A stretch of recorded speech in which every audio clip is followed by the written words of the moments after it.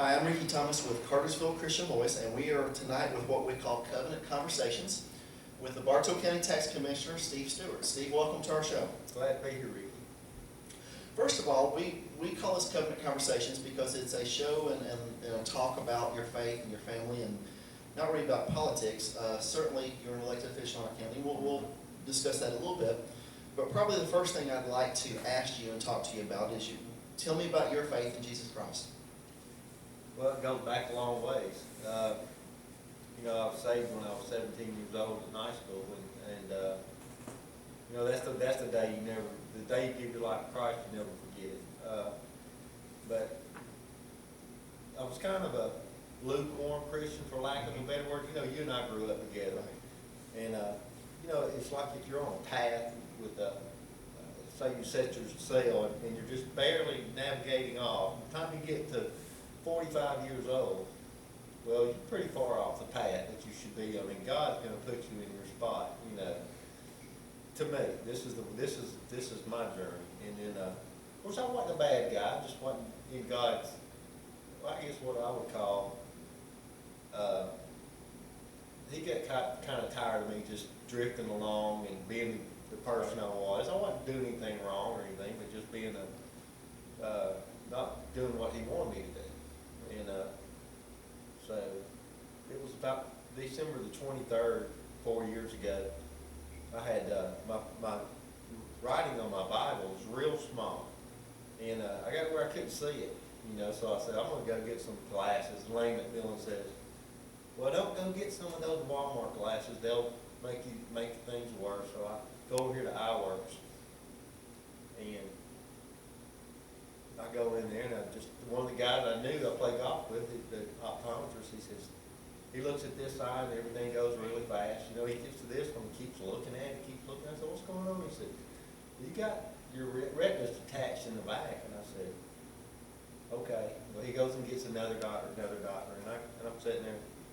He said, I'm going to put you on another camera. So I get on this lens, and I end up having a melanoma on my eye, which I didn't even know. Wasn't having a vision problem other than just, couldn't read my Bible, and that's the only reason I went.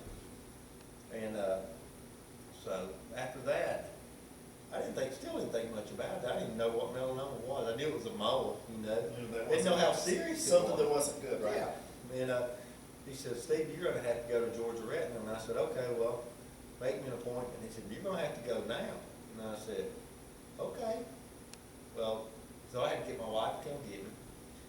We drove over to Georgia Retina, and I'm still not very nervous about it, so we get over there, and there's two guys that looks at these things in Georgia, and 6 people out of 1 million get them a year.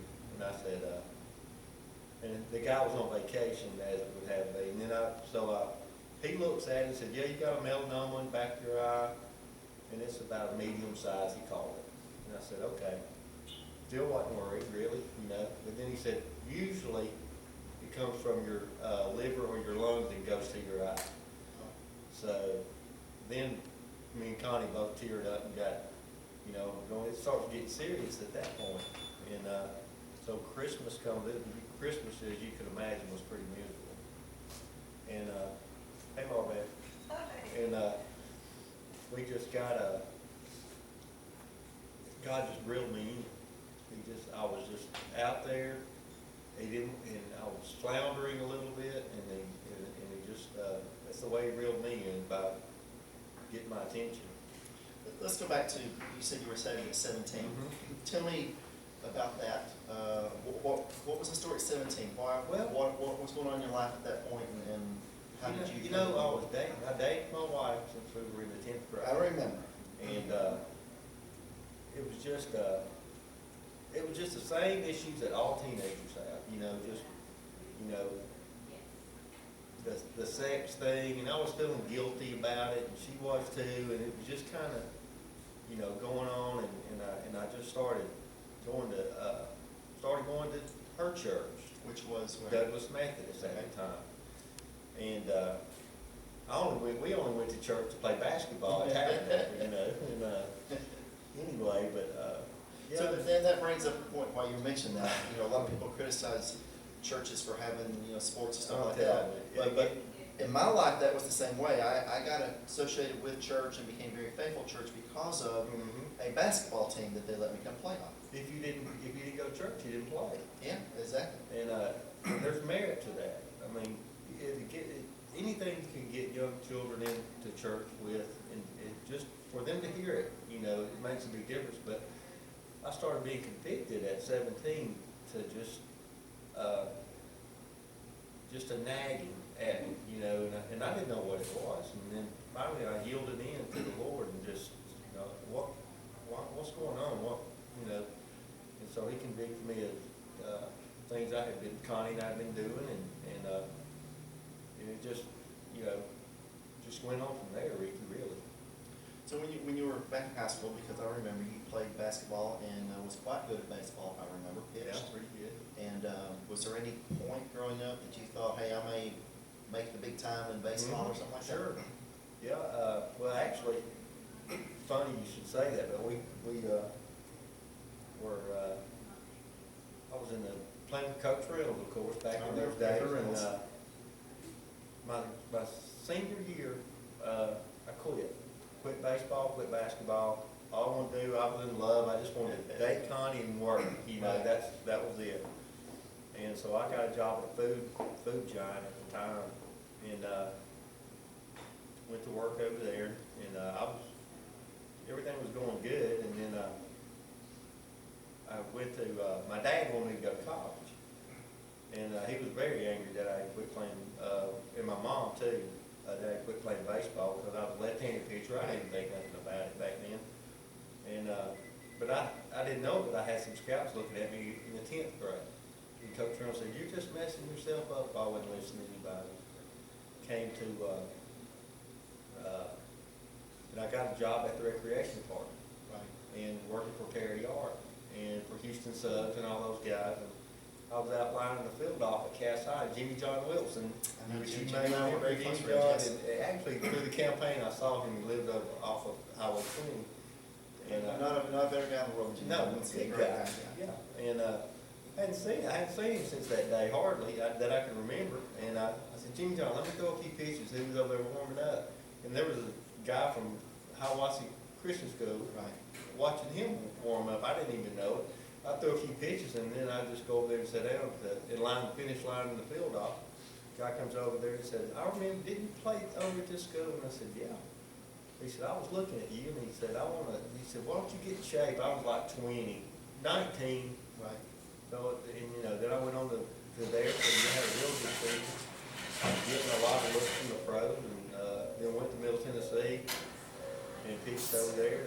And So you did pitch in college for a little while? yeah, I pitched at Hiawassee Junior College for 1 year, then I transferred to Middle Tennessee.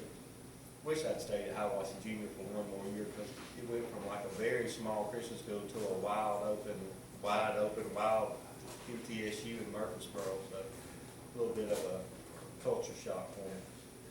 But yeah, it was.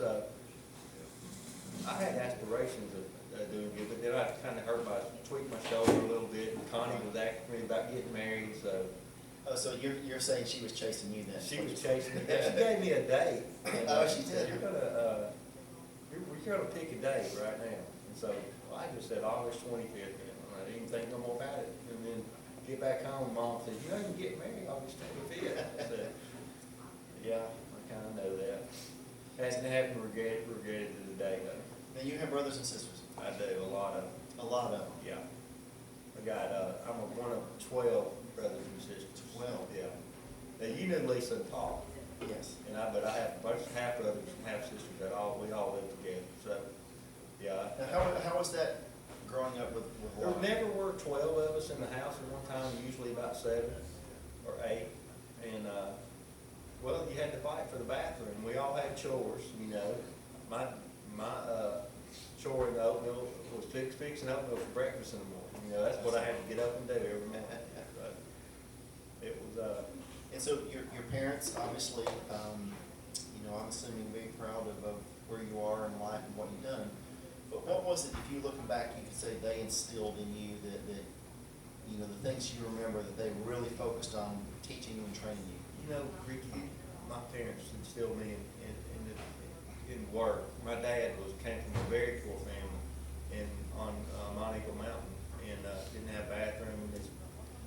All his brothers or his dad and all them were moonshiners. That's all they did. And my dad could have fell in that same trap, but he got in the military.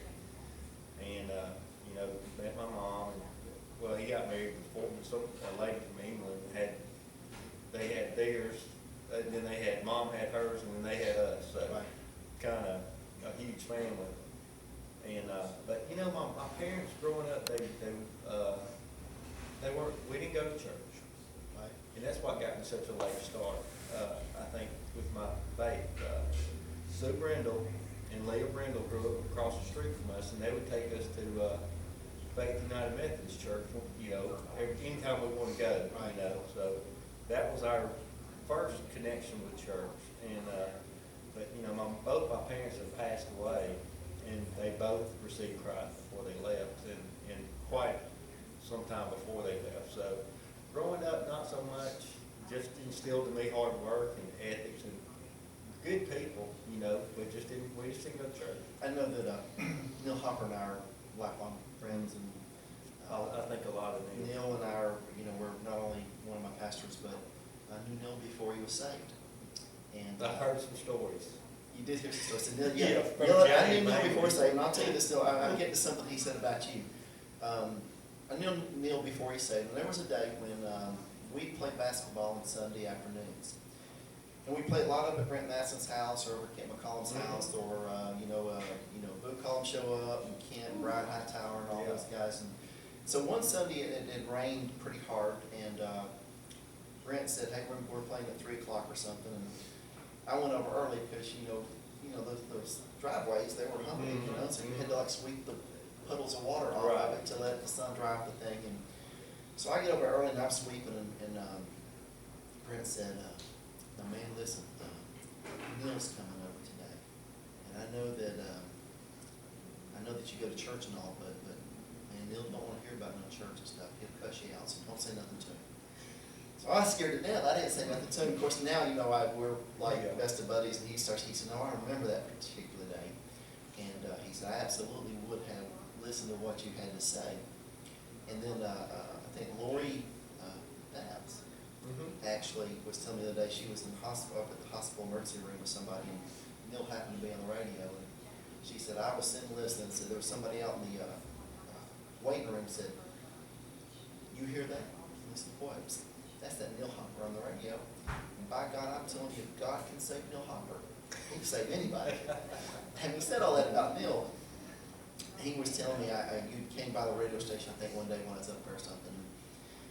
And he said, I made a comment about politicians and how they, try to, act whatever. And Neil said, "Oh no," he said, Steve been coming by the radio station and giving and praying, and long before he ever run for, he said, he's been doing this for years.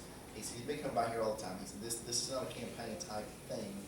Not that I was accusing you of it, but I was just making a general comment. He said, "No, Steve Stewart comes by here all the time." He said, this is not a new gig for him. No, I've been in real, through that whole time period,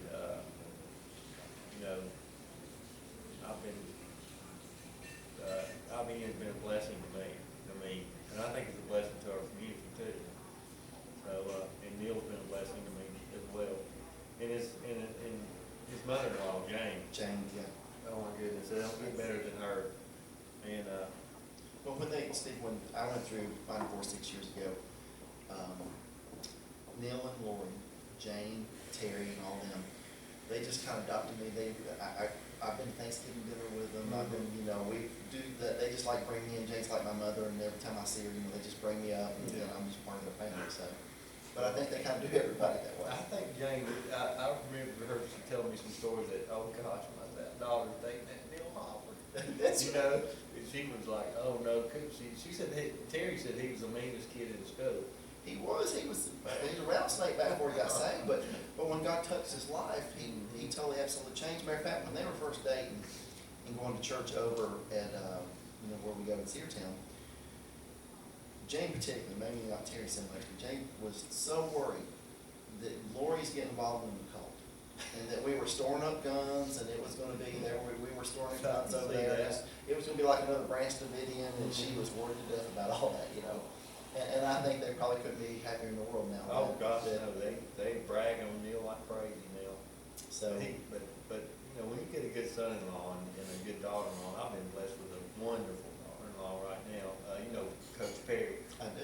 and, my son married, Anna Perry, and, we love her, and she's been a great addition to our family, and, God blessed us with her, and then we got which is hard to talk much about a son-in-law. I know where James come from, but I really like this son-in-law that we're getting. He's from Carrollton, and he and my daughter went to college together, and he's working at Phoenix Arizona, you know, aspiring pilot. So he's a good guy too. Well, go back, Tim, let's go back and talk about your wife for a minute. Mm-hmm. Y'all dated very early on in high school, and obviously a lot of people get married out of high school, and sometimes later in life, we'll say things like, well, we married too young, you know, we were high school sweethearts, and we should have lived a little, or we should have done that. Mm-hmm. But obviously, you're still together after 30 plus years. Yeah. Tell me about, let's start back from the beginning. Okay. When you met Connie, you're in school, like we're all in school, we kind of know who it is. Yeah. What was it about her that you can remember from 30 years ago that you thought you liked? You know, I had just transferred from Cartersville to Cass, and I didn't know anybody except the baseball players that I had played the summer league with, and I always thought she was older than me because she dated like older guys like Dudley Langley and some of the other guys. So I didn't think she was even in our Dudley was a stud. Yeah, he was a stud. And then I always tell her she got lucky though.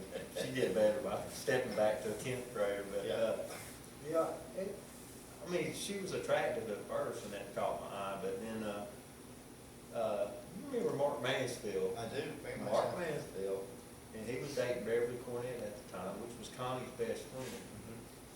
And, we got on a double date, and from then that day on, we've been dating, but, you know, I wouldn't sit here and tell you that, and, you know, being married is tough. You know, you gotta learn how to fuss with each other, and you learn how to apologize, you know, you gotta learn how to say yes to your wife every time she says something. See, you know this on tape, so she can go back and watch it, so be careful what you say, man. Mm-hmm. During the years, you had, how many kids you got? I mean, you mentioned a son and daughter. Uh-huh. Tell me about them. Give me a little bit about the personality of what were they like growing up, and as a father, you know, I've got two of my own, of course they're not grown yet, but each child's a little different. They got different personalities and takes, and You know, Elliot is our firstborn. He's a lot like his mom. He's quiet, and he's reserved, but he's honest as he can be, and he's just if he tells you something, his yes is yes and his no is no. Not a lot of thrill, and but he's a really good athlete in school, and now he just likes to hunt, fish, and play golf and do stuff like that. But he works at Phoenix there as well, and my daughter is just like me, and she's a little conniving, and she's real witty, you know, as far as she's a handful. I feel sorry for Michael, the guy that's married. He's gonna have his hands full with her. But she's good-hearted person. Part of being a father, that now that they're grown, what part of being a father, things that you did, you think you'll miss? You know, I think the biggest thing that was being there, for one thing. But you know, we learned to pray together as a family early on, and I know they know how to pray now. You know, and that's important. I think that's the one thing that if I had to point to one thing, I would say that was it, because we would always say our prayers, and then even when they got older, when it was kind of embarrassing to do that, you know, we still did it. And I would pretty much say that was the biggest thing. But you know, just being involved in their lives, you know, helping them coach, you know, just things that parents do throughout their time, and listening to them. And you know, I was raised up, and you probably were too. We got spankings, and I was big on that too. So, Spanking. they got out of line. There were you more know. switches than there were spankings. Yeah, that's right. Yeah, and that was big in our family too. I think I spanked Elliot his last time when he was about 15. Then I felt like I better not do that no more. He might hit me. I said we wouldn't do no politics. We got some other things I want to talk to you next about, but since it's kind of come up, you'd run for office 20 years ago or thereabout, 92 maybe, 92 or 4. Yeah, Um, just a kid. I was in my 20s. I was too. We ran the same Yeah. year, I think. And I understand what that's like when you put your heart out there and you spend a lot of money, time, and effort, and you don't win. And I'm sure you walked away like I did, saying, that was an experience never again. Yeah. And 20 years later, you decided to run again, and obviously won, became the tax commissioner of our county. Yeah. Did you ever? I think I know the answer to this. Did you ever see yourself doing that again? You know, not till, not, the last 4 years, yeah. But after that hurt that you were describing in 92, 92. no, I wasn't gonna build myself up for that again. But I think the Lord had braced it. I wasn't ready then, by the way, to win, and he knew it. So, but I did learn a lot in that process, and I think my heart got prepared in the last 3 years. I always have had a peace about this running for office, and for this particular office, when Linda Bailey told me she was gonna retire, it just, and I had some encouragement, I'm sure, along the way with Clarence, but I wasn't buying into it. You know, I was just thinking, you know, Lord, if you want me to do this, open the doors for me, and I'll walk through it. I must say this too, and I think you're going to agree with this. You had 3 absolutely wonderful, terrific people running against you in this Sure, race. yeah. These were, any of the 3 would have made a great tax commissioner. Yeah. They're wonderful, solid people. Mhm. And I don't know if I've personally, in 30 years of being in politics, ever seen a race where you have 4 people, you say, man, these are 4 wonderful Yeah, people running for we had a office. pretty good time throughout the race. The runoff was a little bit more difficult, but I mean, if we went to an event, we were helping each other put our tents up. Right.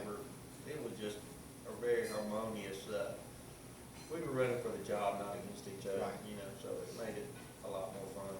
Well, I just say it as an observer that in that race particularly, and some of the other races, but in yours in particular, as a citizen, I have to be very proud of the people who offered themselves for public office. And, these are 4 very fine quality people that our community could have been proud of, any of the 4 that would have won that race.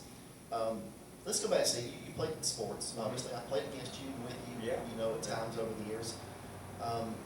What do you still keep up with? Sports-wise, what do you do now? What do you keep up with? Golf always. I mean, I love golf. I love to keep up with it on television. Now that I don't play near as much as I used to, and Well, now that you're Not elected, nearly as you're good, a rumor, no. right? If you're elected official, you go play all the time, right? You don't have to actually oh work. yeah, You don't have to do anything. I'd never leave that office. Laura Beth took the test of that, but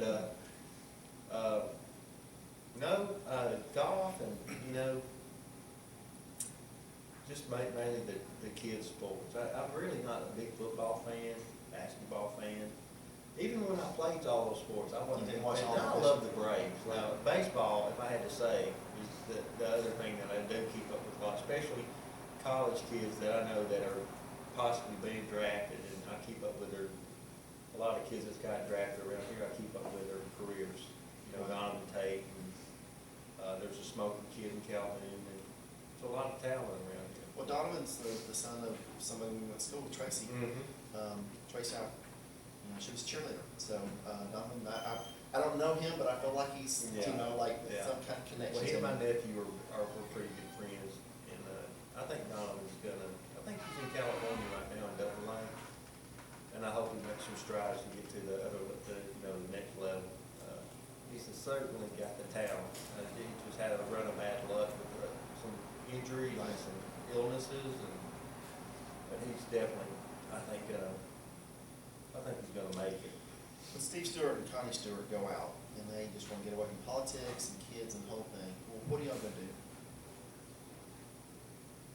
For a one-night thing? If it's a one-night date night, Okay, it's a one-night date night. Where y'all going and what y'all going to do? Boy, it's going to sound boring, but we go to the Olive Garden usually, and while we're over there, we'll run to Sam's, that's about it.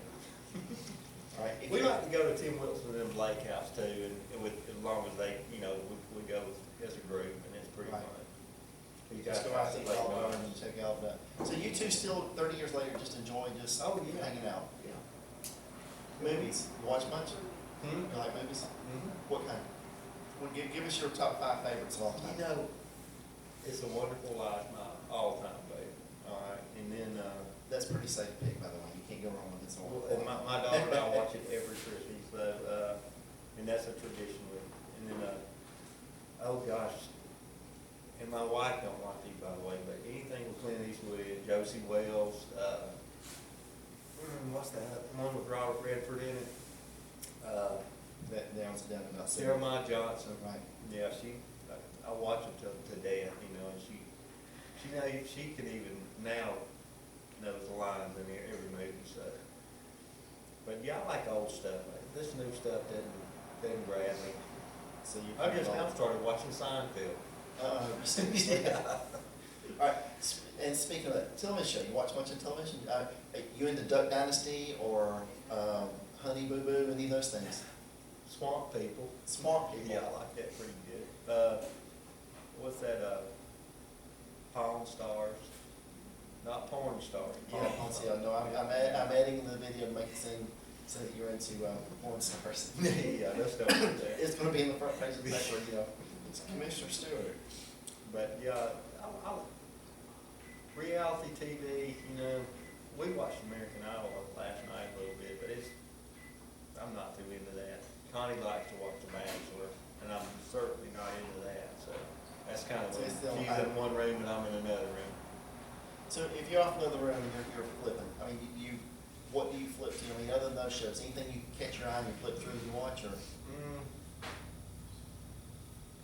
I stay on History Channel, I stay on the Golf Channel, or I stay on the Western Channel, 90% of the If time. Steve Stewart don't have an event like this, or he's not involved with his job in politics and other things you has to do, if there's a day where you go home at 5 o'clock and there's no family thing going on, no political thing going on, what's your evening gonna be like, probably? Well, during the summer, I mean, I love to mow grass, I love to take care of the yard, so that's kind of my little peace time. And during the winter time, I like to hunt, so that's pretty much. And where you hunting, where you go, what do you do? Well, I like to deer hunt, and I like to wing shoot too, but like this year, we usually try to take a trip. We went to Saskatchewan this year, and been going to Lamar Welchel and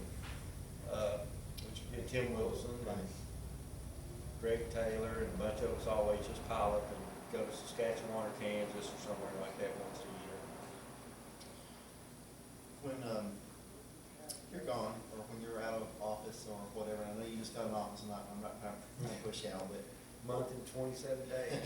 yeah, whenever that time is, whether it's 1 term or 2 or 5 or ever how long it is, what do you want them to say about Steve Stewart 20, 30 years from now? How do you want them to remember you? You know, I just hope that, you know, when I worked for the county for 25 years, and I think God gave me a staff that I've taken care of, and I believe He said a job well done with the folks I've taken care of, and He's given me a new staff now.